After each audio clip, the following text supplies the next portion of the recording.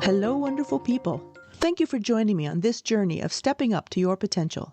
I'm Sonda Robinson, and I'm a student of self-discovery, freely using pretty much any tool which yields results. I believe that we are the divine exploring itself. And to me, this means I need to take my opportunity to serve that mission to the best of my ability by learning how to use and express as much of my potential as I can. I invite you to learn with me and work on expressing the amazing you that is already inside.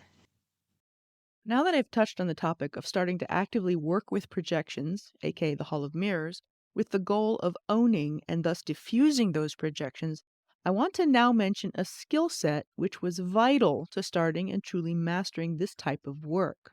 Fortunately, it's a topic that, once again, I'm thrilled to hear being echoed by many of the high quality spirituality and personal growth teachers, though it is by no means limited to that sphere. That skill is discernment. What exactly is discernment? Well, it's a learned skill that is a hallmark of critical thinking capacity and emotional maturity, which leverages keen insight, evolved intuition, and sound judgment in order to reach well rounded conclusions. All of these elements, intuition, insight, and judgment, are byproducts of a willingness to be reasonably widely educated, to keep learning, and a dedication to making time for self reflection. Discernment is the ability to take multiple different perspectives, see the merits and flaws of each, weigh those together with inner guidance, and reach some form of decision, be that a conclusion, an action plan, a recognition that more information is needed. The story. My favorite comic book character is actually Dr. Manhattan from The Watchmen, because he went from being a regular human to his evolved form by first completely and thoroughly losing himself. Why do I mention that? Because he actually became something of a role model for me, one that I still use. See, when I first descended fully into the Hall of Mirrors and began to realize just how much of my life was actually nothing more than projections, I will admit that I got lost. Totally and fully lost. Seriously walking full bore into the Hall of Mirrors was, for me, a recipe for completely losing myself. Let me pause for a moment and set the stage for you. Imagine that your sense of self, your identity, has just been obliterated. What this means is that I had no idea who I was in truth, with all concepts of identity crumbling into dust. My means of self evaluation had just proven itself to be based on falsehoods and was completely untrustworthy. I couldn't even trust myself. I also couldn't trust the evaluations of those around me. Did they see me or just projections of themselves that I was wearing? I questioned everything, and I had zero idea of what was really true about myself versus what was just a reflection of what I thought I was or wanted to be. It was like finding yourself bobbing in the center of the deepest parts of a word salad ocean. No boat, no paddle, no life vest, no provisions. Fortunately, I had family around me that knew what I was doing and supported me during those few years, yes, I said years, in which I utterly floundered, while I deliberately first unmade myself to the foundations, and then slowly rebuilt myself into something much stronger. Those were what I eventually dubbed my Dr. Manhattan years.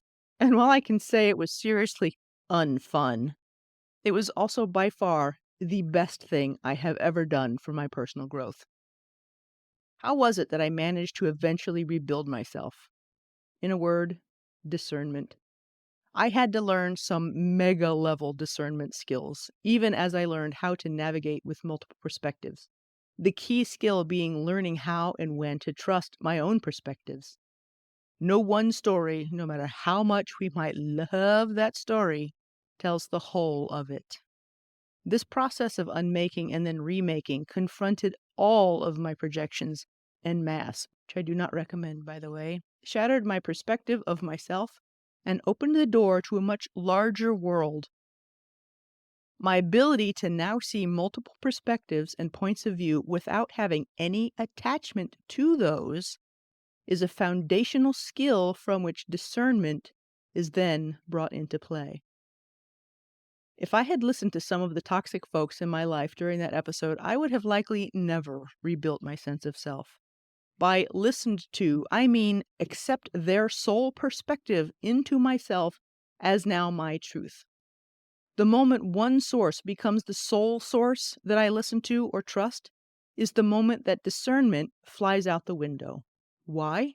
Because discernment means that I'm thinking about and evaluating things for myself, though not in a vacuum. When I stop being discerning, then my own thinking stops and I start blindly accepting what I'm being told.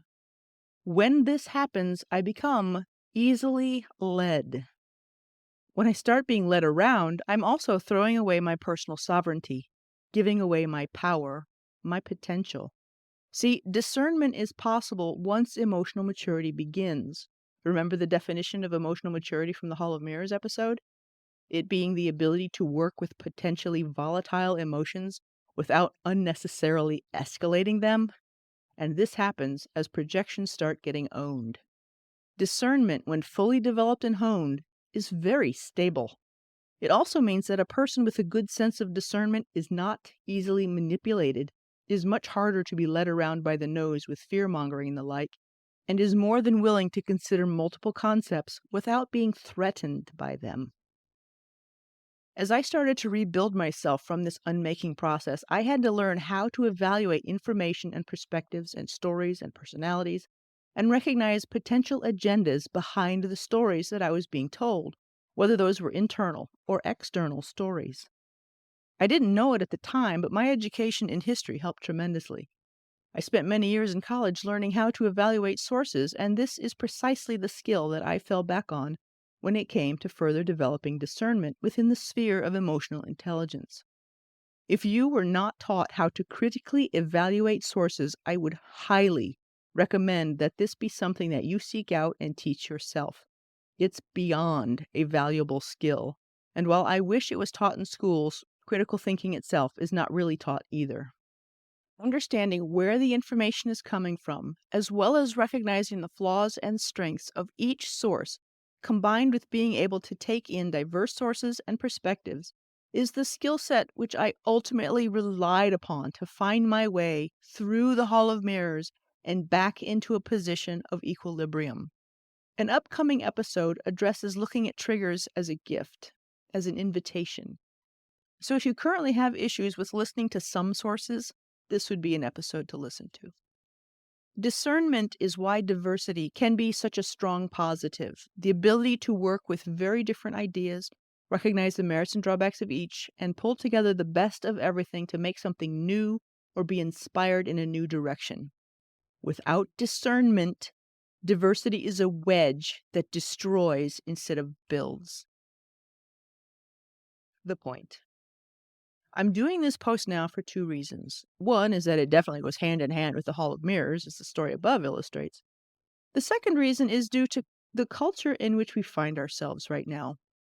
There are many voices, and it's hard to know which ones to trust and which ones would like to lead us astray. What I see is that a large part of humanity is striving to reach higher, but that means a massive shifting of the old way of doing things. There are forces which very much like the old way, the way of the unconscious self, and will do just about anything to preserve it.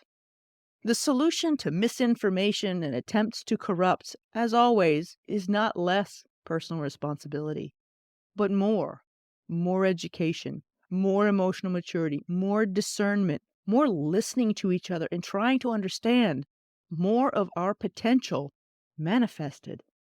Indeed, it is diversity with discernment, not a monoculture of information.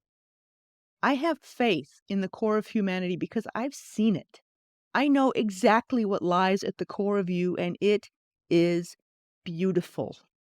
Let that light shine and encourage others to shine.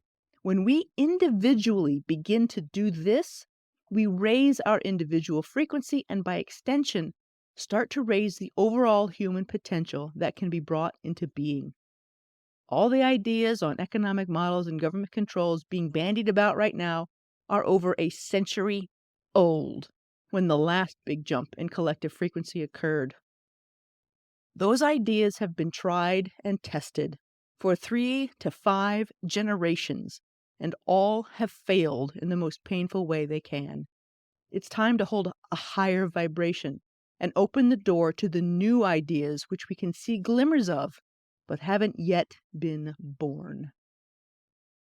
TLDR. Discernment is our ability to critically and dispassionately evaluate diverse sources in order to derive personal value. It is clear insight, intuition, and good judgment in action. When feeling lost with seemingly untrustworthy information, developing your own skill of discernment is the solution. I hope you found value in today's episode. You could really help me out by liking and subscribing.